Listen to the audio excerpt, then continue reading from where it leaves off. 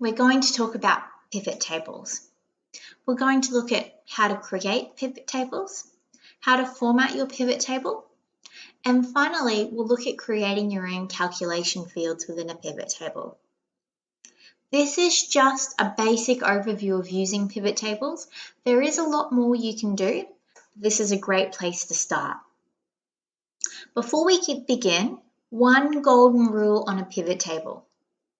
Once you have your table of information, like we have here, make sure each of the columns has a heading. So you can see I've got my headings up here. If you are missing a heading, it will not let you create the pivot table.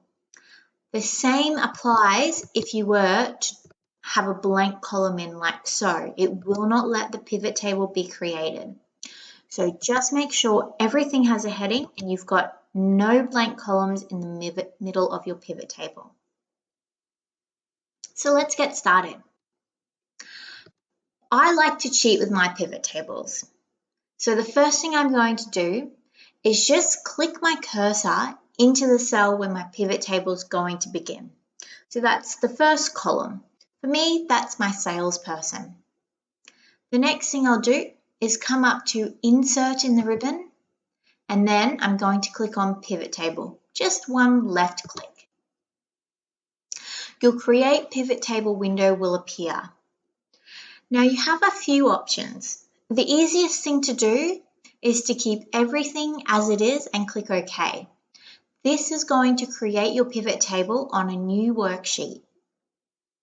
If you'd like to put your pivot table on the same worksheet you're already on, what you would do is click on Existing Worksheet, then click in this location box and click in the cell where you'd like your pivot table to begin. Just one cell and then click OK. Everything else from there is the same, but for this example, we're going to put it on a new worksheet. And I'll just click OK. Once you've done that, you'll see I've got a new worksheet appearing here, and my pivot table fields are over here on the right-hand side. A word of warning, if you accidentally click outside of your pivot table, you will notice those pivot table fields disappear on the right-hand side. But I can still see my pivot table over here. If I click on my pivot table again, it will make those fields appear. You'll notice from the table on the previous worksheet, these were the different column headings that I had. Now to move these around, it's really easy. I'm just going to hold my left click and drag it to one of the 4 areas down below. So let's talk about these. The first one here is a filter. Now what this would allow you to do is apply filters on different information on your pivot table. We'll look at these in more detail further on, but for us, we'll apply a filter on a sales area. So we can look at sales within our north area or our east area. The next column along, or the next box, sorry, is columns. Now these will be your columns running down the page, much like what we saw on our previous worksheet where the original table was. Next, we have our rows. I'm going to drop salesperson into the row, and you'll see my pivot table is starting to create. Rows is simply means that data is going to show down here as a row. The great thing with pivot tables is you can have more than one filter, column, row, or value. I didn't mention before, the values are just values that you want to sum up.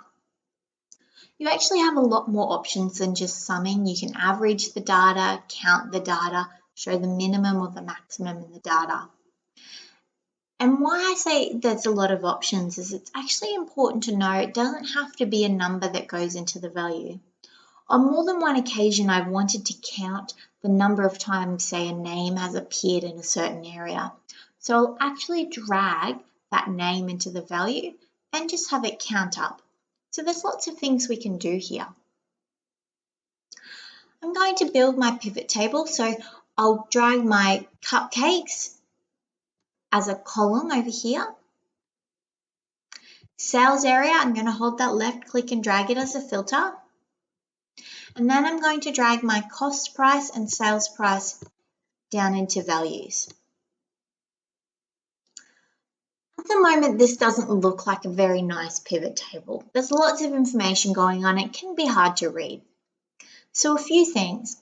Let's first talk about our values. What you'll notice with values is sometimes it doesn't sum up, which is generally what you might like to do.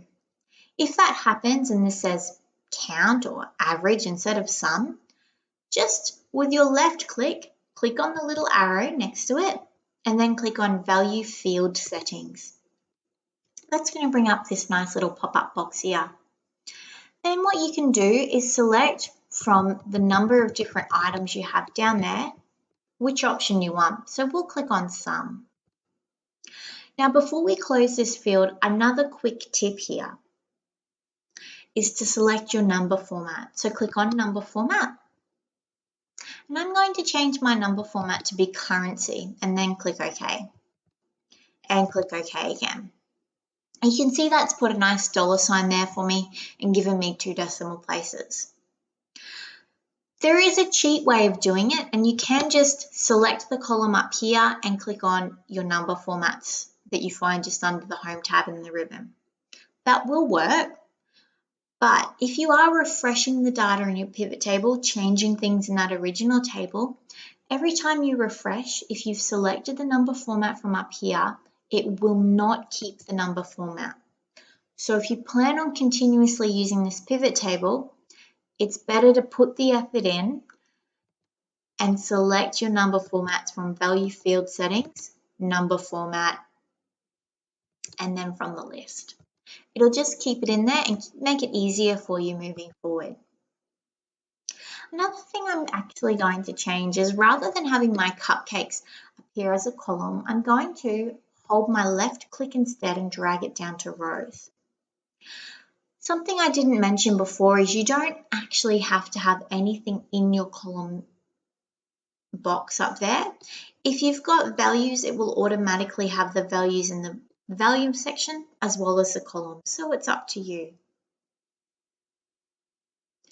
Again, if we didn't want the sales area to be a filter, we could also drag that down here. Another thing to note is you can actually rearrange really easily the way things are showing in your pivot table. So I've dragged my sales area to the last row, but it might make more sense for it to be the first row for me to have a look at everything by area. So I'll drag it up there, and you can see now it's grouped all of the east area together, the north area, the south, and the west area. So you've got a few different options there. For this example though, I'm actually going to keep it as a filter. So I'll drag it back up into the filter area. And it is that easy to move things around your pivot table. The next thing we're going to look at now is different ways to basically design or format your pivot table. So when we're clicked in our pivot table, you'll see these 2 extra tabs in the ribbon appear, Analyze and Design. For now, we'll click on Design.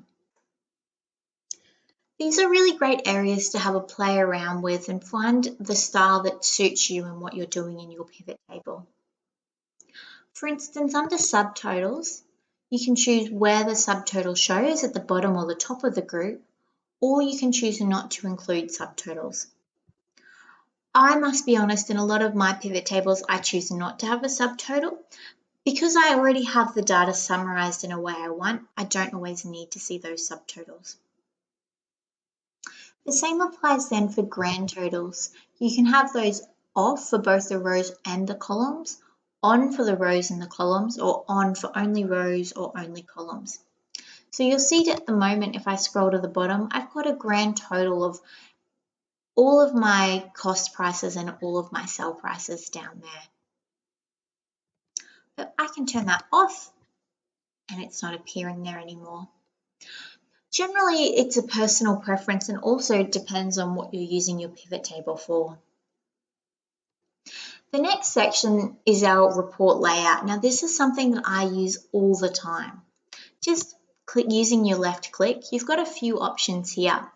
So compact, outline, or tabular form. My personal preference is to have all of my pivot tables in tabular form. I'll just click on it and show you what it looks like. To me, it gives a much nicer summary of the information because everything's showing in its own column, and I think that looks nicer. It is a personal preference though. Outline form is similar to what we were just looking at. It does put everything in its own column, but it does separate it out and give you some blank spaces. And then compact format was the format we were looking at before. Again, this is a personal preference, but like I said, I do prefer the tabular form.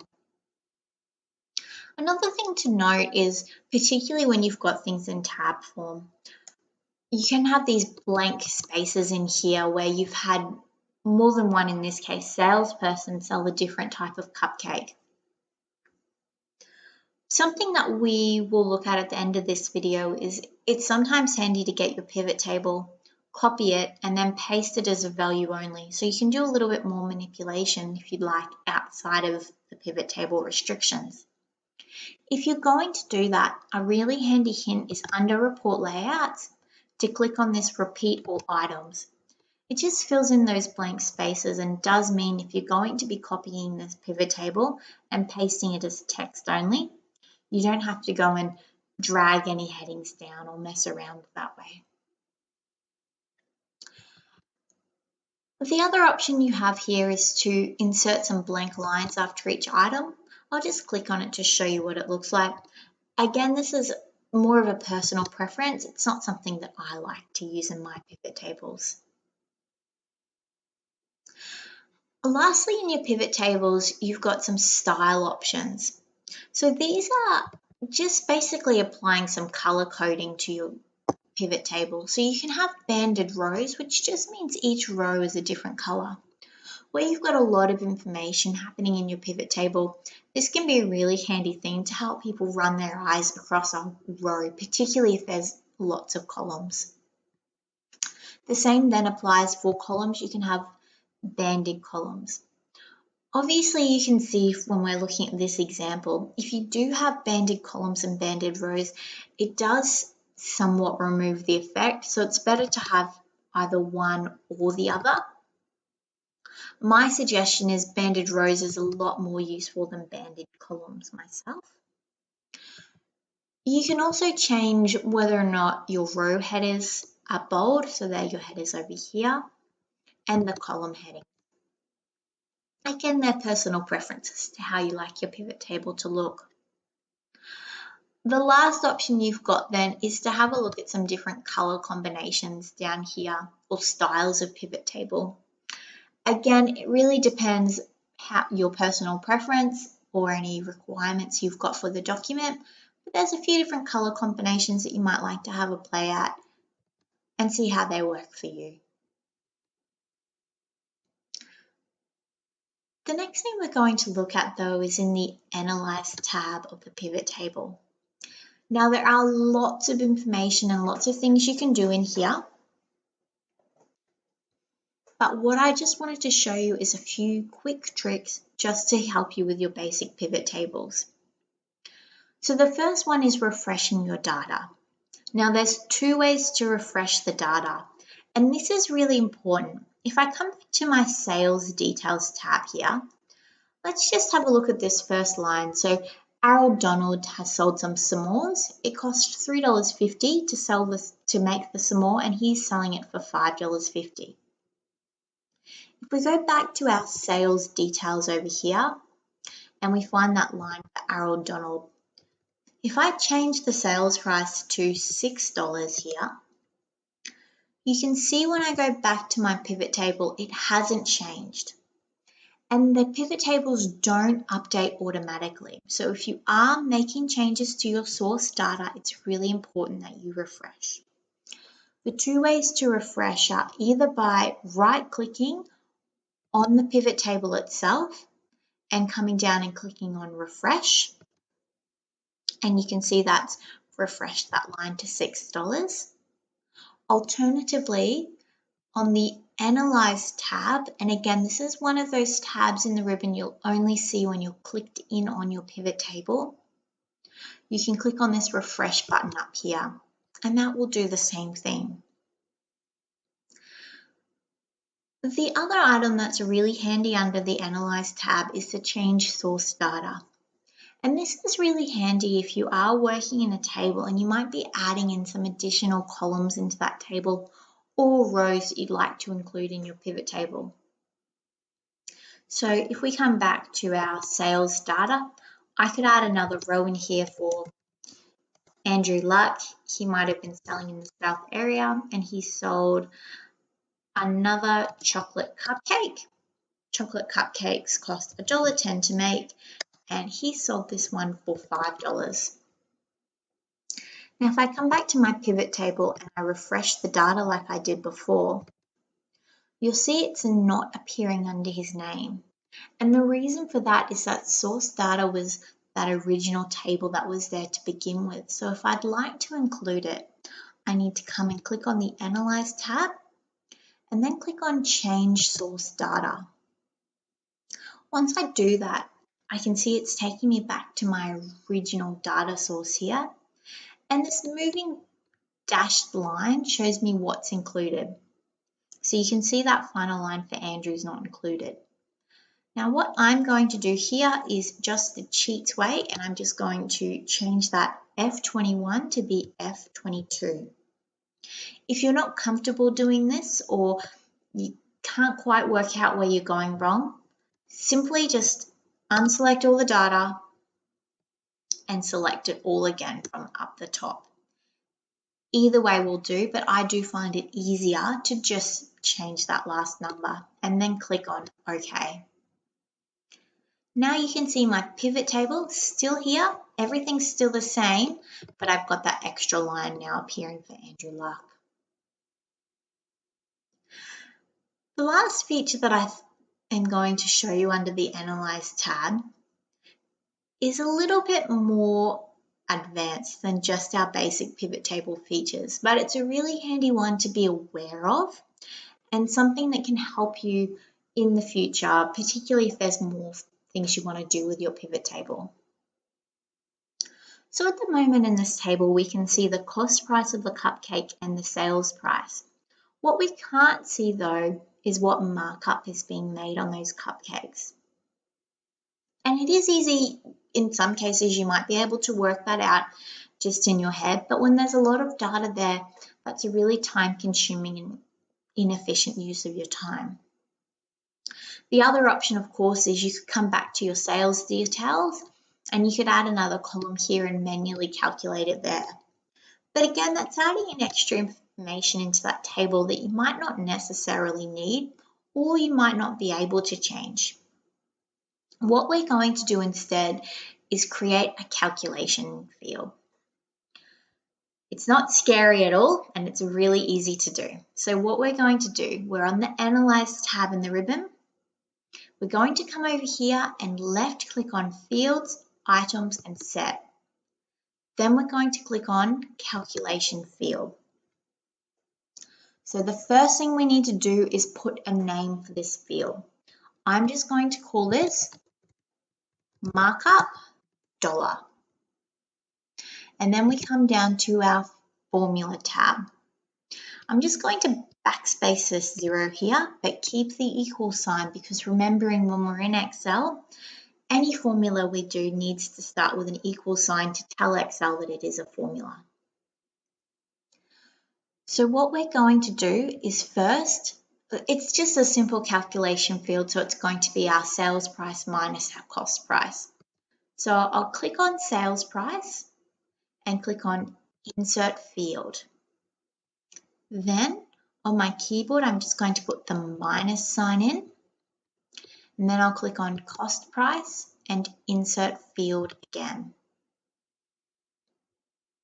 From there, all I have to do is click on OK. And that field is now automatically calculated for us there. So really handy and really useful, particularly if you wanted to put just some quick figures in there. If you are doing a figure and it is a percentage of something, what you would be seeing right now would be 0.9 or 0.7, where it should be 90% or 70%. Just a quick tip, this is where it comes back to our number formats. So we would click on our little drop down, value field settings, number formats, and you would just change that to percentage. So percentage and then OK and OK. So it's really easy to use these features and they're nothing to be scared of at all. The last thing that I mentioned before is, before we do that, actually, I just wanted to quickly show you. So if we have this filter set up over here up the top. To use the filter, just clicking on that drop down. Now at the moment, you can only select one item or one area. So we could select the north area and click on OK. These are all the sales that have been made in the north area. Alternatively, you can click on this little tick box down here, select multiple items, and you can select whichever areas you need to for that particular report that you're running. Another thing you can do in your pivot table is change the order. So currently this is being sorted alphabetically from A to Z. You might want to change that and sort it from Z to A. It's up to you. You might also want to sort it by cupcake A to Z based on what's already being sorted in column A. So you have a few options there as well. So the last thing that I'm going to show you now is when you are using a pivot table, it can be restricted. If you wanted to do a calculation field and you didn't want to use that insert calculation field, I'll just try and do a quick formula here. You'll see if I click in my pivot table, things start to get a little bit complicated there. You're getting lots of information and it can be hard to manipulate. So sometimes it is really useful to pivot all your data to show it in a summary and then actually take it out of a pivot table. Even if you might be using this to summarize your data in a nicer way than what you were before. So to get rid of your pivot table or stop it being a pivot table, you're just going to select the whole area. So clicking on this button up here, and you can either click on copy up here or you can use the keyboard shortcut Control-C. And then we're going to click on this drop down under the paste button. And we're going to use this paste values. So paste 1, 2, 3. And once you do that, you can see that pivot table is no longer there and it is all just information. So it can be really handy if you need to get some certain information. That's all we're going to look at in today's pivot tables. Thanks for watching. I hope you enjoyed.